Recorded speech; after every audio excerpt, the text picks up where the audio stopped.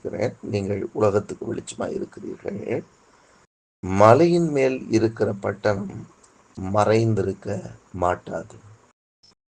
மலையின் மேல் இருக்கிற பட்டணம் மறைந்திருக்க மாட்டாது. கர்த்தருக்கு மகிமை உண்டாகட்டும். ஆண்டுடைய வசனம் சொல்லுகிறது, ஆண்டவராய் இயேசு கிறிஸ்து சொல்லுகிற வார்த்தை அது. நீங்கள் உலகத்துக்கு வெளிச்சமாய் இருக்கிறீர்கள் என்று சொல்லிவிட்டு அதுக்கு அடுத்து ஒரு காரியத்தை அதனுடைய தொடர்ச்சியா பின்னாடி சொல்றத பார்க்கிறோம். மலையின் மேல் இருக்கிற பட்டணம் மறைந்திருக்க மாட்டாது. உயர்ந்த மலையின் மேல் ஒரு பட்டணம் இருக்கும் என்று சொன்னால் அந்த பட்டணத்தை நாம் மறைக்க முடியாது. அது ஏனென்றால் உயர்வான இடத்துல இருக்கிறது. அந்த உயரமான இடத்துல இருக்கும்போது தாழ்வான இடத்துல இருக்கிற அத்தனையும் அதை எளிதாக பார்க்க முடியும். ஆகவேதான் சொல்லுகிறார், மலையின் மேல் இருக்கிற பட்டணம் அது மறைந்திருக்க மாட்டாது என்று சொல்ற.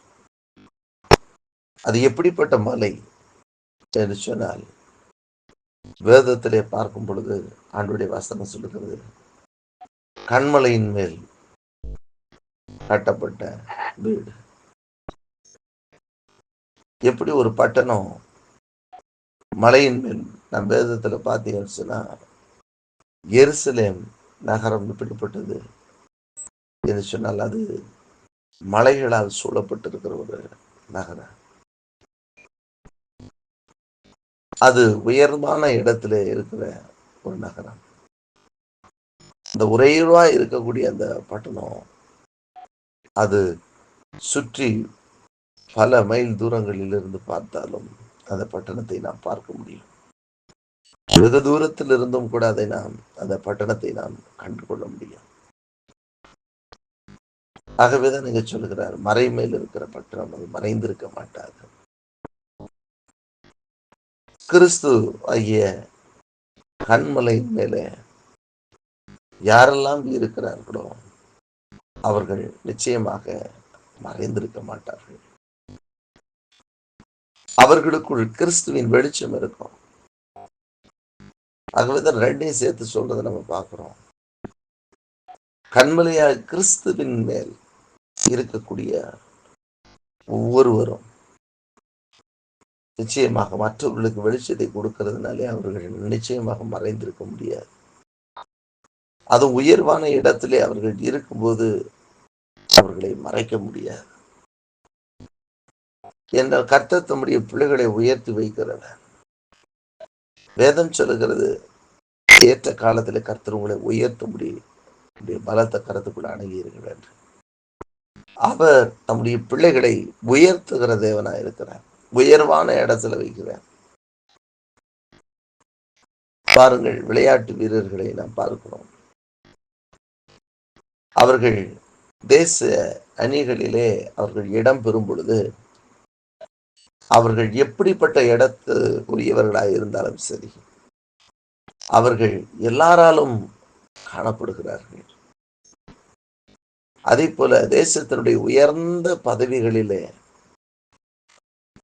ஆளக்கூடிய ஆட்சிகளிலே இருக்கிறவர்களா இருப்பார்களானால், உதாரணத்துக்கு தேசத்தினுடைய பிரதமர், தேசத்தினுடைய ஜனாதிபதி, இப்படிப்பட்ட உயர்வான இடங்களிலே ஒரு மனிதர் இருப்பார் என்று சொன்னால்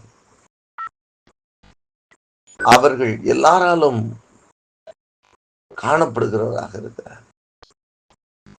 அதை போலவே தான் ஒரு மலையின் மேல் ஒரு பட்டணம் இருக்கும் என்று சொன்னால் அதை மறைத்து வைக்க முடியாது. அது மறைந்து இருக்க முடியாது. அது கண்டிப்பாக உலகம் முழுவதும் தெரிந்திருக்க வேண்டும். எல்லாராலும் காணப்பட வேண்டும். ஆகவே இன்றைக்கும் ஆண்டவருடைய வார்த்தை சொல்லுகிறது, நாம் கிறிஸ்துவாகிய இயேசுனுடைய கண்மலையின் மேல, கண்மலையாகிய இயேசு கிறிஸ்துவின் மேல நாம் இருப்போம் என்று சொன்னால் நிச்சயமாக நாம் மறைந்திருப்பது இல்லை. ஏனென்றால் அவர் உயர்வானவர், அவர் உயரத்திலிருந்து வந்தவர், அவர் மேல் நாம் காட்டப்பட்டவர்களாக காணப்படுவோம் என்றார். அவர் மேல் நாம் இருக்கிறவர்களாக காணப்படுவோம் என்று சொன்னார். நாம் மறைந்திருக்க மாட்டோம். கர்த்தர் நம்மை கீர்த்திய புகழ்ச்சியுமா வைக்கிற தேவன் அவர். வேதாகமத்திலே நாம் பார்க்கிறோம், உண்மையாய் அவருடைய சத்தத்துக்கு நீ செவி கொடுக்கும் பொழுது பூமியில் உள்ள சகல ஜாதிகளிலும் அவனை சிறந்திருக்கும்படி செய்வேன் என்று சொல்லி, அதே போல் ஆண்டுடைய வார்த்தை சொல்லுகிறது, எல்லாரை பார்க்கலாம் கீர்த்தியிலும் புகழ்ச்சியிலும் மகிமையிலும் சிறந்திருக்கும்படி செய்கிற தேவன். நான் உங்களை கீர்த்தியும் புகழ்ச்சியுமா வைப்பேன் என்று சொன்ன தேவன். ஒரு மகன், ஒரு பிள்ளைக்கு பெயர் உண்டாகும் என்று சொன்னார். எப்படி எல்லாராலும் அறியப்படுகிறார்களோ அதே போலத்தான் நாம் மலையின் மேல் இருக்கும் பொழுது நாம் மறைந்திருக்க மாட்டோம். உயர்வான இடங்களில் இருக்கும் பொழுது நிச்சயமாக மறைந்திருக்க மாட்டோம். ஆண்டவர் ஒவ்வொருவரையும் உயர்வான இடத்திலே உட்கார செய்து நம்மை மறைந்திருக்காத பட்டணமாய், மலை மேல் இருக்கிற பட்டணமாய் கர்த்தர் நம்மை ஆசீர்வதிப்பாராக. ஒவ்வொருவரையும் கர்த்தர் உயர்ந்த இடத்திலே உட்கார வைத்து மேன்மையாய் மகிமையாய் ஆண்டவர் நடத்தப் போகிறார்.